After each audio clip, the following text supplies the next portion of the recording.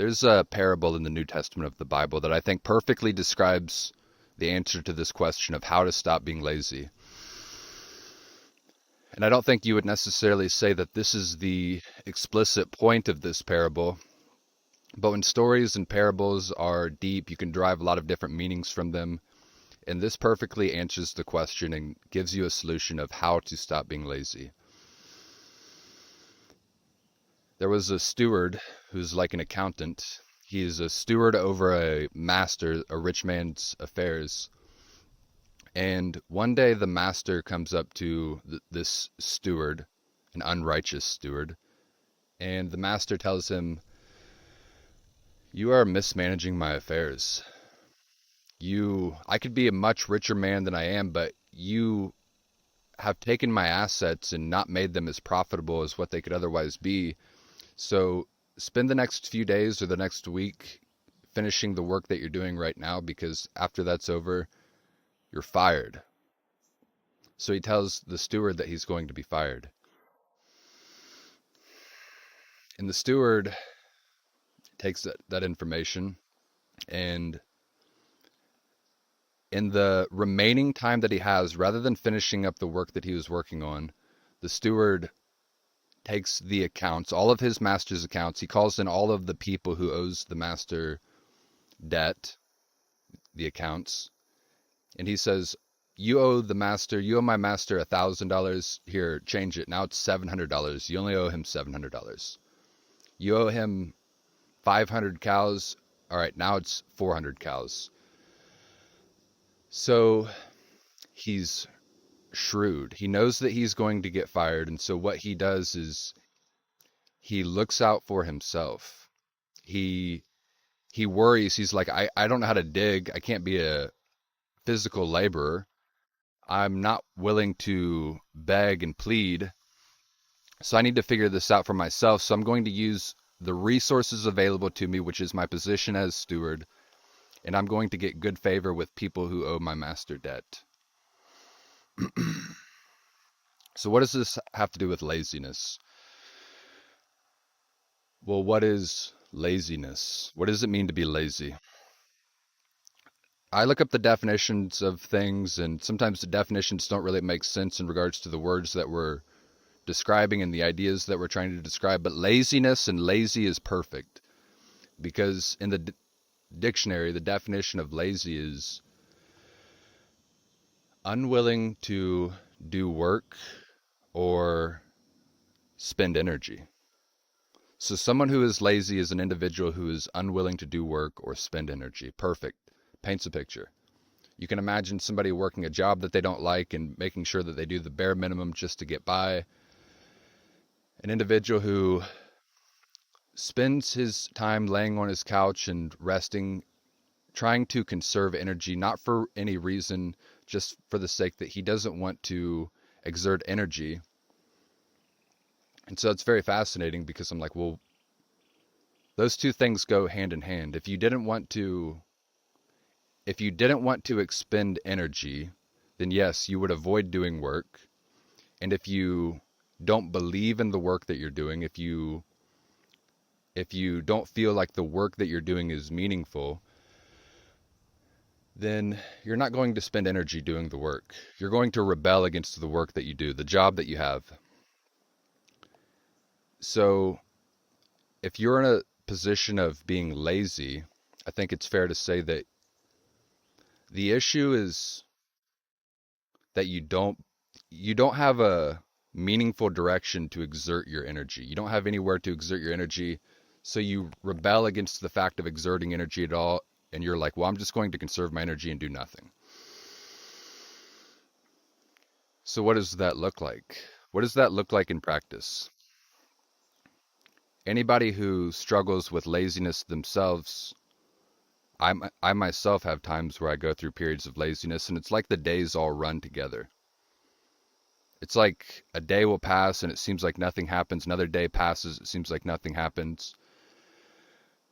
And after doing that for a long enough time, you start to become miserable, and you're like, well, I'm wasting time. I am in a, you know, subconsciously or consciously that we're in a temporary realm, And you want to, time is a fleeting resource. We only have so much amount of time.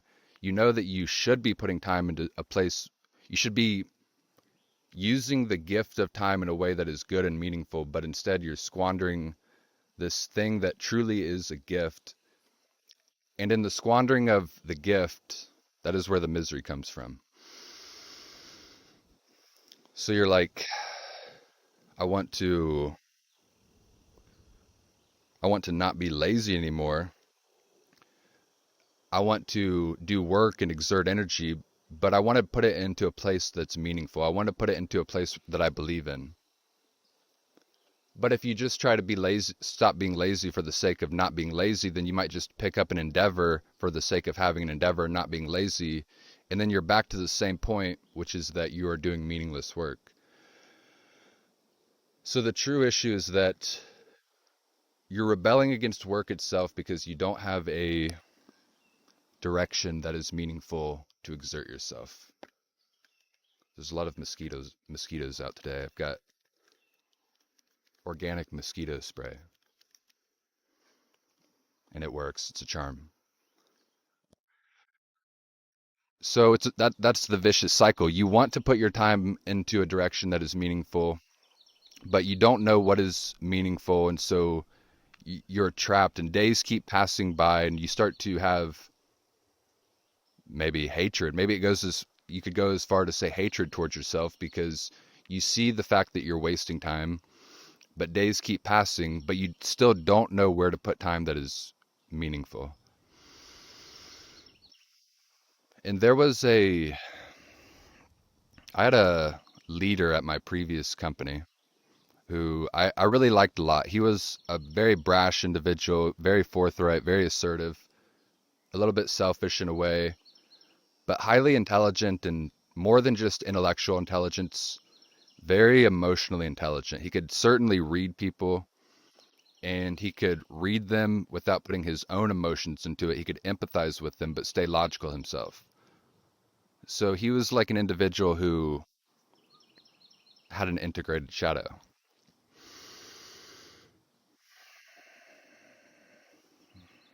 He was an individual who had an integrated shadow, and one morning, the team that he was leading, there was about 8 or 10 of us. We weren't performing very well. We had a bad week, and so Monday, on the weekend, he sent us all an email. He's like, be in at 7 a.m. Everybody be in at 7 a.m. on Monday because we're going to get this figured out. We are going to change the direction that we're currently heading. So we're all kind of anxious at this. It's like, oh, great, we're about to get berated. And we're sitting in there at 6:50, 6:55. We're all in there waiting for everybody to arrive. The second the clock hits 7 a.m., this leader stands up and he points at his skull, his head. And he's like, what is this?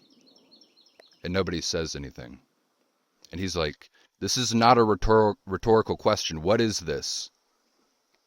And so it's early in the morning, yes, but I woke up and wrote for an hour and drank espresso before work began every morning. So I was awake, and I was like,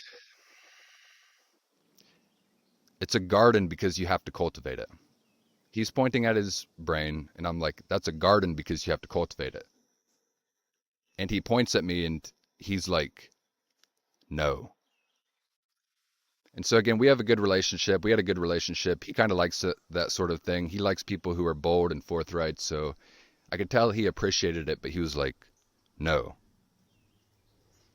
And then other people start to chime in. They're like, oh, that's your brain. That's your mind. They start to say what it is that he's pointing at literally. And he starts to walk towards the whiteboard. And he's like, this is your residence. It is your residence. And we're all sitting there. We're like, what? It's your residence? And he's like, let me ask you guys a question. Would you, there are drug addicts that are walking the street. If you go downtown, you see drug addicts everywhere. Would you let one of these drug addicts come into your house, your home, your apartment, wherever it is that you live, and start to throw their needles and their trash all over the floor. And we're like, no, we certainly wouldn't allow that to happen. That wouldn't be a wise thing to do. And he's like, if you wouldn't let a stranger, a random person, come into your residence and start trashing your house, why would you let other people come into your mind and throw their trash all over your mind, throw their negativity all over your mind? He's like, that's what we've been doing right now. We're letting negativity of clients that we work with, we're letting the negativity of teammates. Teammates are having a bad day, even leaders are having a bad day, and we let anybody who's negative that day come into our residence and start to throw their trash everywhere, and we allow that trash to consume our mind, and then it ruins our day. Going forward, we have to get rid of the head trash. This is him talking. We have to get rid of the head trash. And then he's in front of the whiteboard and he writes two short sentences. He puts creating energy, question mark, or giving energy, question mark.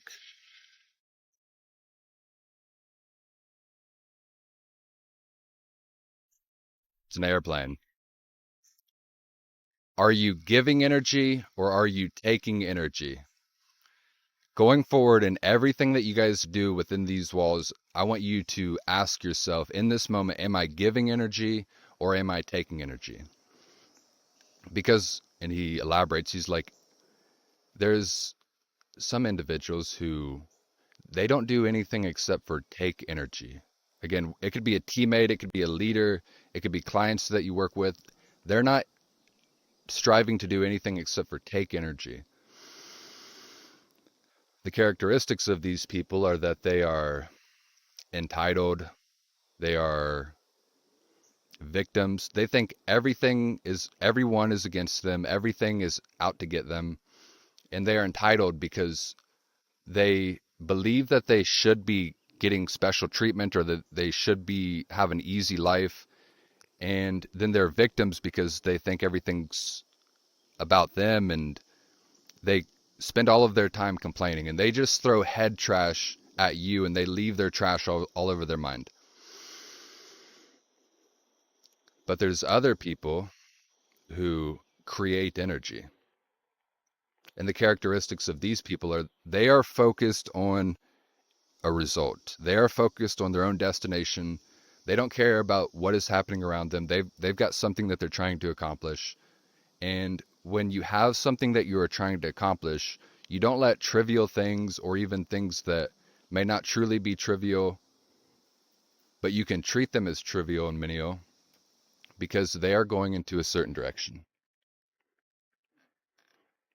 Those people, by virtue of pursuing their own vision and being on their own path and being on their own destination, they don't let it, whether it's a leader, a colleague, a client, whoever it is, they don't let the negativity of those around them affect them, and they create energy. They bring positivity into this world. So are you a person who creates energy or do you take energy? And everything that you do going forward, make sure that you are always creating energy.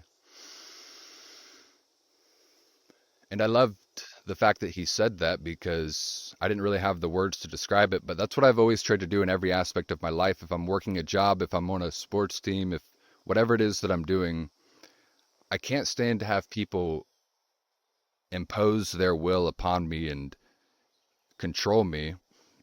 And so if I have a boss or a leader or something like that, of course they want me to work hard, but I don't want to work hard for their sake. I want to work hard because I'm on my own journey, my own vision. And so in any job that I do, in any work that I do, I try to make it that if there were a camera watching me at all times, somebody could turn on that camera and it's like, well, his boss isn't even here right now, but he's still just absolutely getting after it. He's going to get after it no matter what.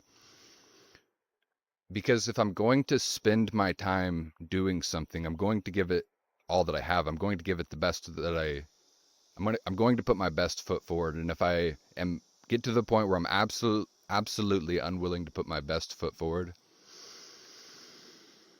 I'm going to go do something else. So, what does this have to do now with the steward and laziness? The shrewd steward and laziness. The shrewd steward is unrighteous. Jesus Christ is the one telling the story. He describes the steward as unrighteous, and you can clearly see why the steward is unrighteous, because the steward isn't oriented towards God.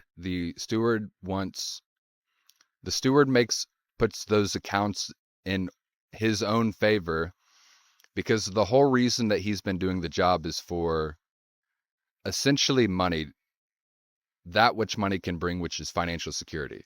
And he sees the financial security leaving him, and he's like, well, now my master's no longer serving my own purpose. And so since my master's no longer serving my own purpose, I need to make my own plan. I need to be my own employer and my own employee. I need to be my own employer and own employee.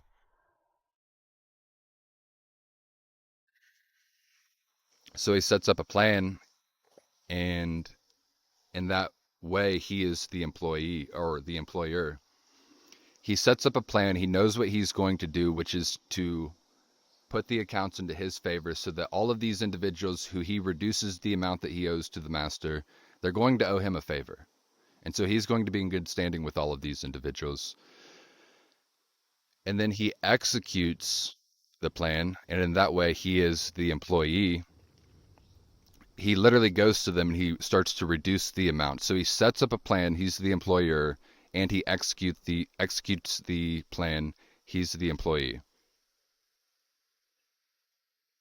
He's a good employer and a good employee. He's not oriented towards the best direction. He's not oriented towards God.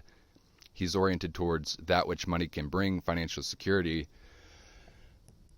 But money isn't always bad. Money isn't inherently bad. Money is only bad when it gets in the way of your orientation and your movement towards God. So if you treat money as though it's the highest good, it's the most important thing in your life, and financial security is the most important thing in your life, then it goes from a neutral thing to a horrible thing, because it's a false idol. So that is why the steward is an unrighteous. He's shrewd but unrighteous. He's shrewd because he's cunning like a snake. He is a great employer and a great employee. He doesn't rely on his master, but he's unrighteous because he's oriented towards financial security. So you can take that and you're like, all right, well, the reason why I'm being lazy is because I don't have a meaningful direction in order to exert my energy. In order to have a meaningful direction to exert your energy, it's like running a business. You have to be the employer and the employee. But the only way that you can be a good employer, a good leader of yourself, the only way you can lead yourself is if you have something that you care about, a direction that you're oriented towards. And it's like, well, why would you not have a direction that you're oriented towards? And I think the reason is because when you're a child, you can just do things and you do things for the fun of it. But as you grow older, you've got adult responsibility. You've got things that you have to take care of. You're literally getting older, and so you're running out of time on this world. And so because you're running out of time, time is literally leaving you. You're running out of time. And in choosing a vocation and choosing a journey and choosing an adventure, the implication is that in choosing that adventure, at least for the time being, every other adventure will have to die. At least for the time being. So we're hesitant to choose one adventure because it implies that we're going to have to let go of everything else that we could do. So again, a child is inherently endless potential. They are full of endless potential. They've got so much time. You get older, you don't have endless potential. You start to lose potential is literally what could come to fruition in the future. And choosing a vocation and choosing an endeavor, the result is that you have to let go of that endless potential. You have to let go of the child aspect of yourself. But it's very simple. Choose something that you like. And the key is don't be grandiose about it. Simply look internally, choose something that you like, and set a goal surrounding that which you like. And it has to be a good goal. People use the acronym SMART: specific, measurable, actionable. I can't remember. T is time. But I think of it in terms of all of the open-ended questions: who, what, when, where, why. What is the goal? Where am I going to do the goal? Why am I pursuing this goal? And when do I need to accomplish it by? Choose a goal that stretches you, but is actually accomplishable, because if it's not accomplishable, you're going to fail, and then you're going to rebel against the future goals that you set, because what's the point of pursuing goals if you always fail? So set a goal that you can accomplish. Don't be grandiose about the thing that you choose. And also don't be grandiose about put your entire being behind accomplishing the goal, yes, but don't be grandiose about the goal itself. You're you are a beginner, and so you've been lazy. You're trying to not be lazy, but you're trying to not be lazy not only for the sake of not being lazy, you're trying to act out meaning, you're trying to be meaningful to yourself and to the world. So in this endeavor to stop being lazy and to pursue meaning, you are a beginner. And in being a beginner, you've got to be the fool before you can be the master. The precursor to the master is the jester, the funny individual, the one who is a fool. So the grandiosity aspect is, don't be too grandiose about the thing that you choose. Don't be grandiose about the goal itself. Know that the thing that you choose, not only is it probably not going to be exactly right, it's certainly not going to be exactly right at first. The goal itself isn't going to be a perfect goal. You're going to slightly shift the thing that it is you are pursuing, and you are going to succeed or fail. And then when you succeed or fail, you're going to learn how to set and pursue and achieve goals. But in doing that, not only will you have meaning in your life for the time being, but you will be a person who is better at setting and pursuing goals. You will become a better person, a more put together individual altogether. And the goal is you're going to have to pour your being, your entire time, this gift that you have, into achieving what it is that you set out to accomplish. You'll be in the midst of it. You will have let go of that childish freedom to an extent, the childish freedom that is inherently endless potential. But oddly enough, there's a lot of circles in life and things go full circle. And so in moving towards becoming the master, where you're actually moving towards is becoming like a child again, where you can be in the arena and be doing meaningful things, but your intentions will even out, and it will get to the point where the things that you are doing aren't work and labor and extraneous just for the sake of being work and labor, but you will reach the point where you're not lazy and you are in a state of play.